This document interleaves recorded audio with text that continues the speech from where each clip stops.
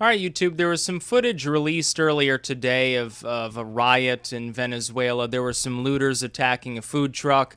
There were several government troops that actually showed up, fully armed nonetheless, and they sort of went up to the truck and tried to get people away from it. When they realized people were just ignoring them at that point, they just sort of stood there next to the truck and looked official. I guess the idea was just don't fucking burn the truck, take this stuff, go ahead and loot, just don't destroy too much of the heavy equipment here, and it's all going to be fine.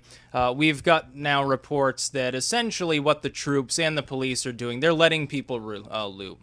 Because there's no other option left. If these people don't loot what food is left, they will starve.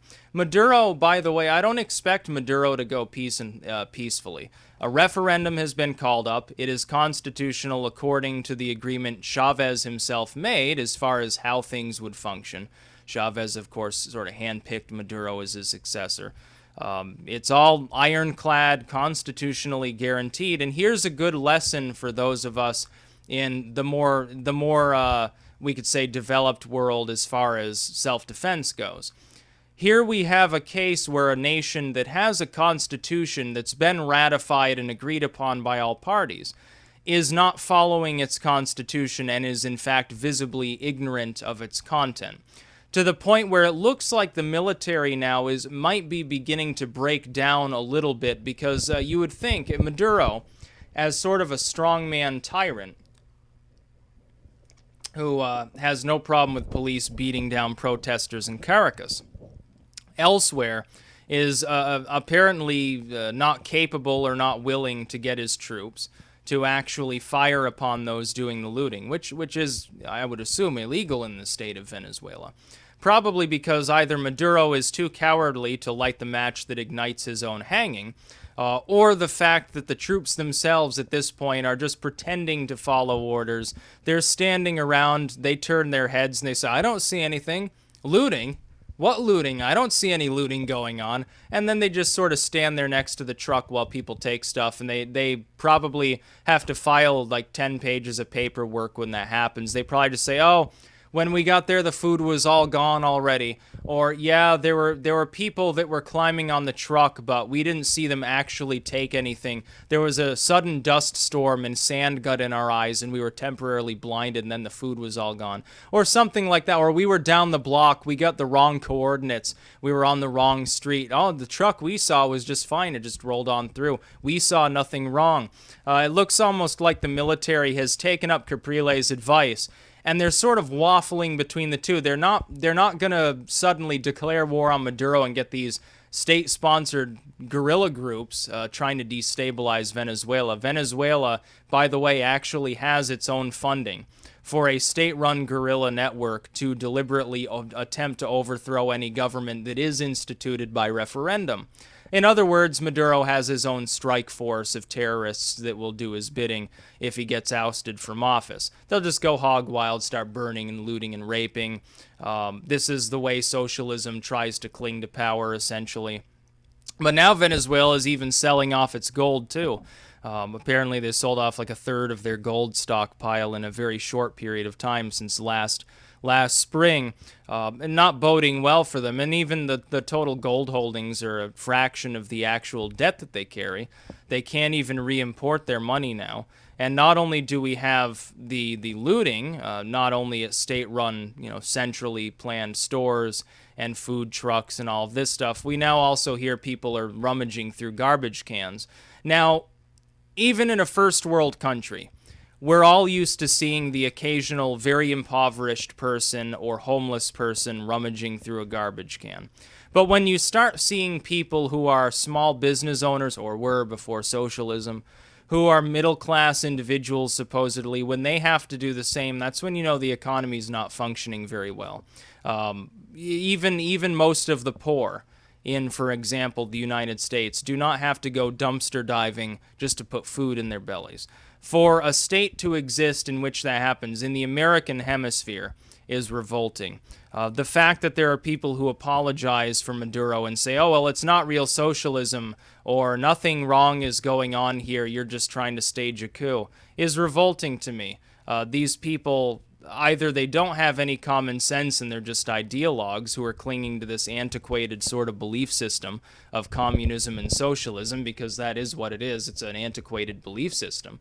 Either they're clinging to that and they're just willfully blind and stupid and they just don't understand what's going on, or they're just a bunch of retarded propagandists. It's like here in the United States, there are people in power that cling to the mythology that interventionism works. That, oh, well, a little bit of socialism is the cure. It's not like, we're not going to be Hugo Chavez or Kim Jong-un or something here, but we need a little bit of interventionism into all these different markets. And then it grows over time, but that's okay. That's the way we've done business for the last few decades. So it must be the new normal, like everyone should just deal with it. It's working fine. And it's not working fine. It's screwed every aspect of the economy, and it's got us in debt up to our eyeballs. It's clearly not working. The free market worked until they decided to bastardize it. Here you have a situation where socialism rears its ugly head, not merely because socialism doesn't work, because it inevitably strangles itself, but also began to strangle itself very quickly, because you have a monocultured economy in which almost all of the proceeds from nationalized oil sales, which made up the majority of their economy in the best of times, were frittered away upon welfare, which didn't actually continue to grow their capacity to provide for themselves with anything but oil. Now that the oil prices have collapsed, they are screwed. Now, how long will the oil prices remain low? OPEC refuses to stymie production. U.S. oil shale is still in existence. It's going to continue being in existence. Oil hasn't even risen back up to 50 a barrel despite the Fort McMurray fires that throttled half of Canada's production. So it's obviously not going to improve anytime soon as far as nations which rely upon oil output. Even the Saudis are suffering. The Saudis did try to diversify. The Saudis have a better overall economic situation. Even they're hurting. Even they're basically in recession. Look at Russia. Russia diversified somewhat. Oil makes up, I think, like 30% of their foreign sales, and natural gas another like 10% or something. Even they're in a recession right now. The Chinese are having problems. When an economy as diverse as China is having that kind of problems, you can expect a state like Venezuela, allied with the Chinese that supposedly have extended their loan payments, said, okay, well, we'll ease up on you a little so you don't collapse outright. There's going to be a problem there. Venezuela is screwed. And let's not mince words. It's screwed because of socialism. Because under a free market situation, those, in some cases, international oil firms would have invested into infrastructure. They would have had a reason to do so. There would have been profit to be made, and that profit would be their reason. Under a system in which it was not nationalized, it was subject to internationalism to an extent, but there was some protectionism going on.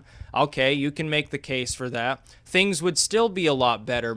And under a government that knew what it was doing, even a socialist government, a fully centrally planned government, had it had any sense at all, would have taken some of that money and invested in something else that could produce so that you wouldn't have this problem. But I guess Maduro thought that oil would continue being at 150 a barrel for the rest of eternity, because he probably listened to idiots who kept talking about peak oil. There'll never be more. We've drained all these old wells. Will never give another drop. Fracking will never exist. Natural gas will never become a thing. Oil is on its way out. Ha ha, there's only so much of it and it's produced by dinosaurs rotting away in the bowels of the earth or something. Well, that's just not true, apparently. Well, that sort of screws up Maduro's plans now, doesn't it?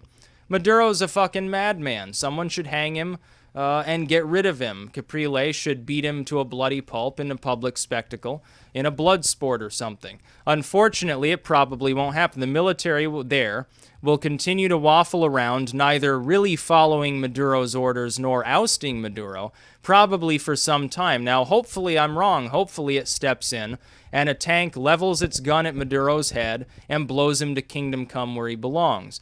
But I'm not optimistic about the odds of that happening, ultimately. Which is rather sad for the Venezuelan people. They're the ones suffering. Maduro's not suffering. He still gets 3 square meals a day. The average Venezuelan gets like a bag of rice and half a roasted rat at this point. Well, that's no way to live for people who are sitting in a country which has about a third of the world's proven oil reserves. They have more oil than anybody else, yet they're desperately impoverished.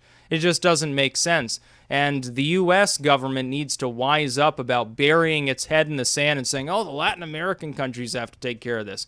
Well, then put pressure on them to do something about this. Get the Brazilians are kind of friendly with the Venezuelans. Get them to get involved. Let them handle the situation. But they can't just sit there forever while their next door neighbor completely implodes. The Colombians have a reason to get involved, although the Venezuelans don't seem to like the Colombians very much. I mean, Christ, Maduro's talking about how the U.S. is going to invade or something. Nothing could be further from the fucking truth. Obama's not going to lift a hand to do shit. Obama wouldn't do anything for any allied country, let alone for a country that we haven't been on great terms with in a long time. It's just not going to happen. He'd rather just fire some missiles at Assad and pretend that makes the world a better place. So really, the Venezuelans are suffering under their own government. It has nothing to do with a fucking CIA coup. That's a bunch of retardation. What it has to do with is oil prices. It's most of their economy. Well, no shit, their economy is drying up. I think they're forecast to drop like 8% in a single year. They can't even print their money anymore. They can't even get it printed abroad. That's about all. Peace out.